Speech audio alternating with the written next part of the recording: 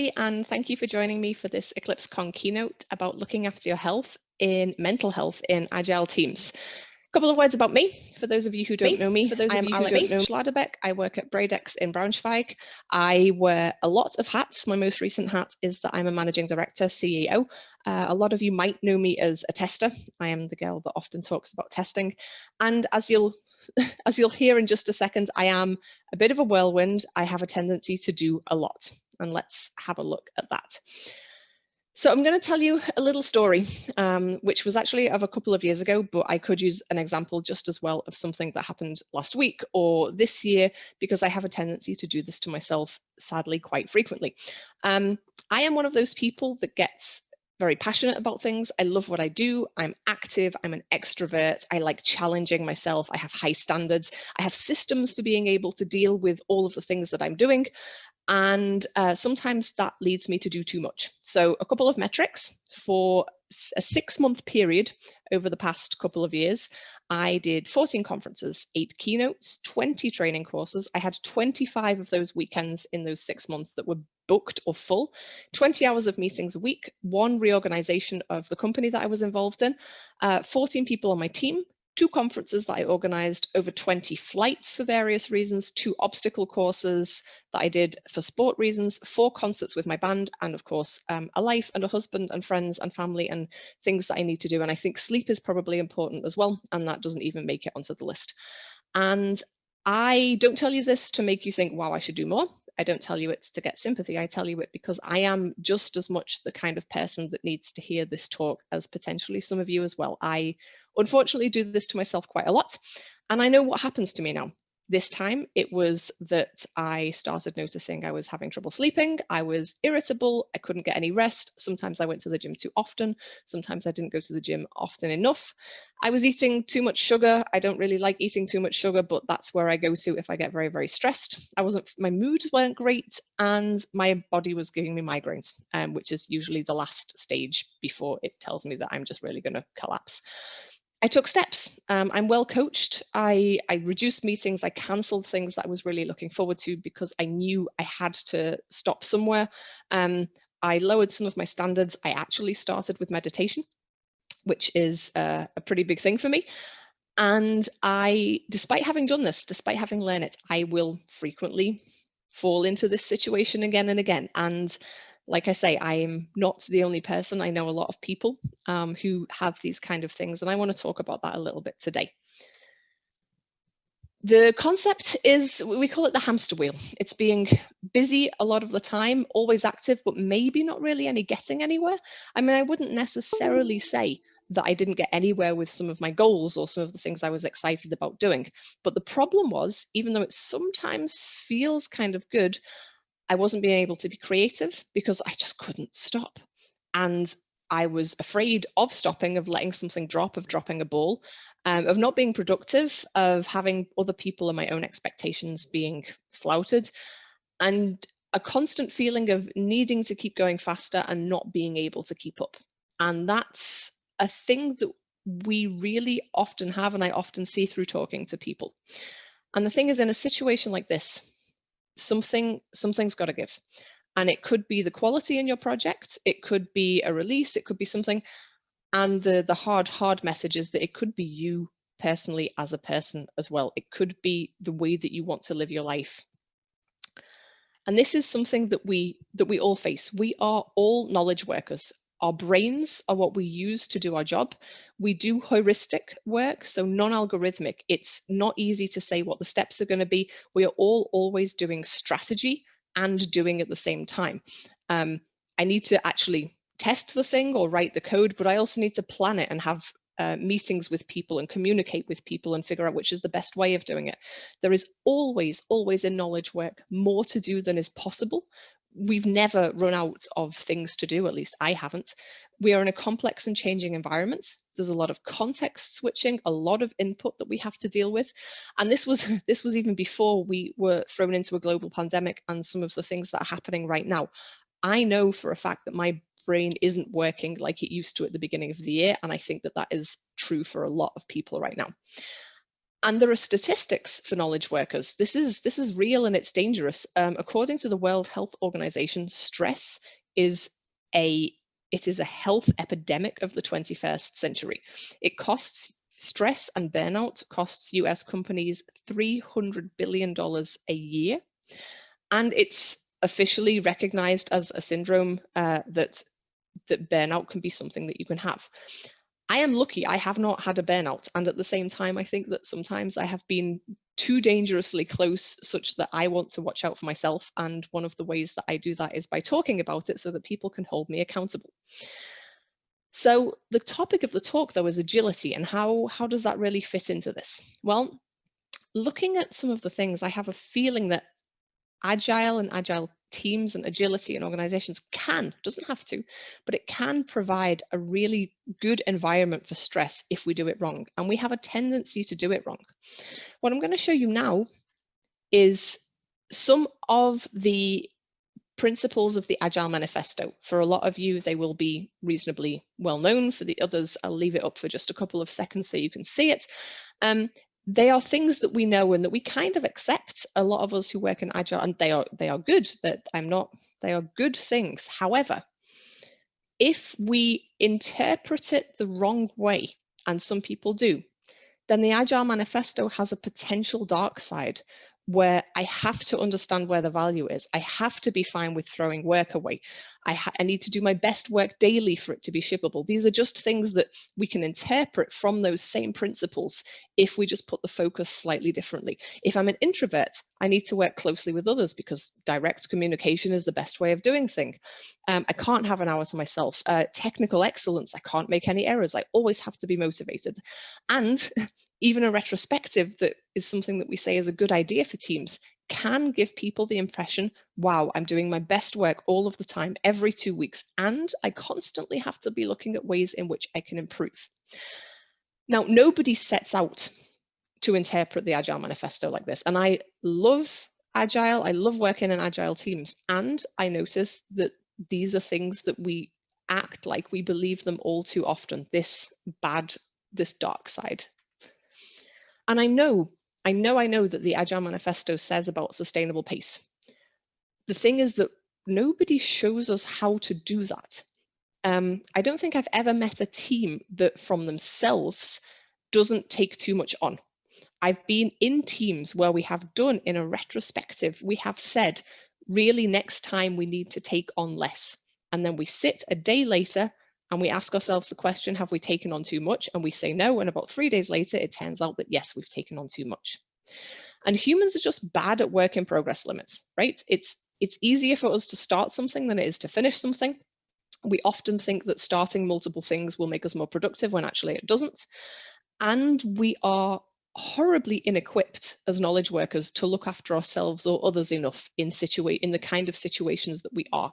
And we notice that with the statistics and with the amount of people that get stressed and burned out and worse. So I'm going to give you a bit of an overview of what it can look like. Now, in the 20 minutes that we have here, I won't be able to go into all of the detail. This is a little bit like, if you can check more than 3 or 4 of the things off this list, then maybe you should reflect about where you are right now on the hamster wheel. If you feel like you can't stop, if you feel like you can't afford to get sick, if you are easily annoyed or even more easily annoyed than usual, if you're having fear about upcoming releases or upcoming deadlines or decisions, insomnia, starting with health problems, like I say with me, it's migraines. And that's not even the end. Burnout isn't necessarily even the last stage. And the worst thing about this is that this can be an absolutely vicious cycle. If I don't sleep, I am too tired to work, which means that I need more time to do things, which means that I stop doing things that are good for me, which means that I'm too wired to sleep because I haven't had any way of dealing with like going for a run or whatever. Then I'll get more irritable. Then I'm unable to make decisions. For me, I always notice that I'm getting too stressed if somebody says to me, you know, what do you want for lunch or what do you want to do this evening? And I'm just like, this is a decision I am not qualified to make. And if it gets to that stage, and one of the most important things for me in my job is making decisions, then I know that I've let it slide too much and I need to take a bit of a reset and look after myself. It's not even just that it affects us ourselves, the things that we are humans in human complex systems and we work with each other. So anything that's happening to us is also having effects in our teams. And that might be things like, you notice the team can only focus on what's really, really coming in the next couple of weeks. Everything else is too big. That we choose speed over quality. Now, obviously, somebody who comes from testing, that is something that's very worrying to me. That we overcommit, knowing that that's going to escalate, knowing that there's no way we can do it, but we're too afraid to have the conversation that we need to have. And the team equivalent to what I said about if I don't get enough sleep, I can't do enough work, and then I'm too wired, and then I don't get enough sleep. The team equivalent of that is that we start making errors, we start having bad quality, we're going to have to do rework, which will cost us time that we didn't have anyway. And all kinds of interesting and horrible human conflicts are going to start coming up because people are irritable and they are scared and they are stressed. The good news is there are solutions for this. And like I say, I would love to spend a lot more time talking about them, because you're going to notice from the next slide that this is not a silver bullet. These are things that if you do quick Googling, that you will find them. Unfortunately, they are the things you have to do. So a couple of stories that I'll share from me. Once I become aware of my patterns, what I feel like when I'm getting too stressed, what I notice, then I can be aware of it and I can maybe take some steps. Today, as a perfect example, after lunch, I came into home office because I was feeling a little bit overwhelmed. There's a lot on my plate at the moment. And I realized that being able to work from home today was going to be a lot better for me. And so I did. A week ago or last week, I posted even a thread on Twitter saying that I'd come home and had a nap because I needed a nap during the day. And these are things that we don't talk about often enough. So being aware of what your own things are, and also communicating about it with others. I am stressed at the moment and I am feeling overwhelmed or scared about this. It can be one of the hardest things ever to, first of all, identify those feelings, and second of all, to talk about them. But one of the biggest things that we can do for ourselves and us as a community is make it more normal to talk about these things. Doing good things for yourself. I buy myself flowers to show myself that I care about myself. That is something I've only just started doing. I haven't bought any yet this week, but I will. It's a way of reminding myself that just as I buy a friend lunch or buy a friend something or do something nice for them to show I care about them, I need to show myself that I care about myself. And sometimes that is doing things like buying flowers or having a nap or saying no to something. Saying no is one of the hardest things for me to do. But I learned from Dorothy Graham, a very clever lady from the testing community, that saying no it's like a coin. When you say yes to somebody else, you are actually saying no to yourself about something. And if you say no to somebody else, then you are saying yes to yourself about something. And that can make it easier to say no, because you know that you're going to need to say yes to yourself as well. A thing that Agile can help us with, one of the things that Agile says is have smaller steps, be more realistic. That is so much easier said than done, but it's worth always looking at. Slack time, there are some fantastic studies and even games you can play with your teams, like the airplane game, the paper airplane game, if you want to go and Google, that show that actually Slack time is good for us as teams and good for us as humans. The mind trick that I tell myself when I'm trying to have some non-productive time is that my brain is working even if I'm not. Even if I'm not working, my brain is processing things and it needs that time to do it. Because it doesn't do it all when I'm asleep, and it really needs some downtime to not be thinking about things. And to be perfectly honest with you, having downtime is one of the things I struggle with the most, but I'm aware of it, so I can work on it. Being physically healthy, I am sitting here in my recording room telling you that eating your greens and drinking water and going to the gym is going to be good for you. that alone isn't going to do it. But if that's not right, if you're not eating healthily and sleeping enough and drinking enough water, and maybe, even though I'm the one saying this, not too much alcohol, that will help you. And I am a great believer that sometimes all of this, you can't do it on yourself. Learning to see your own patterns and what you do, and having someone to really work with you through those things. Getting a coach is one of the best things that I ever did for myself. So I can highly, highly recommend that to everybody. It all comes down to the idea that you have to value yourself. And I should probably print this slide out for myself, because my value does not come from my productivity is probably something that I could really tell myself every day. It's cool. It's amazing to be proud of the things that you do. I know that so many developers and testers and committers and all of the people in this community do such amazing things, and it's fantastic to be proud of what you do. And at the same time, that's not where your value comes from. Having your own needs be important for yourself is, well, it's life critical. I try and remind myself sometimes that me and my needs, if it really comes to it, they are the most important things in my universe. And it's worth reminding ourselves of that sometimes. I want to do a little bit of a call out to managers, because I think for those of us who've come into some kind of leadership role, we probably ourselves haven't been taught to deal with these things. And maybe, depending on how experienced you are and how reflective you are and how what your experiences are, you might not be able to do it in yourself. So keep an eye out for the signs that I've talked about, and actually talk about them. You can have a great deal of power as a manager to talk about things that people otherwise won't. So trust yourself to do that. And again, personally, this is a hard thing for me, but it actually motivates me to get better at this. There's no point in me telling my teams that they have to take on less sometimes and maybe say no to something if I can't be the role model for them, if I can't be the person that says, I also do this, and I can tell you the times when I do about it. And I'm so pleased to be at a very technical conference telling people that you need to talk about your feelings and how you reduce stress and how you deal with it and the kind of experiences you have with that. Because Jerry Weinberg's second law of consulting, or is it his first? I'm not quite sure.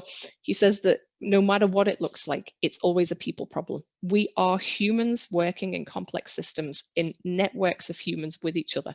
If we're not looking out for us ourselves as humans, then the technology we write is not going to be any good anyway. So I haven't been meaning to bash Agile. Like I say, I love Agile. I think Agile is the only answer in a lot of senses to a lot of the problems that we have. And Agile does have ways of helping us with this. Retrospectives, how are we doing? How do we want to improve? And those things can be a space to say, we've been really stressed, or we're feeling the pressure, and what can we do? Agile encourages us to take small steps. I'd encourage us to say, okay, is there anything less that we can do to achieve our aim and achieve our goal?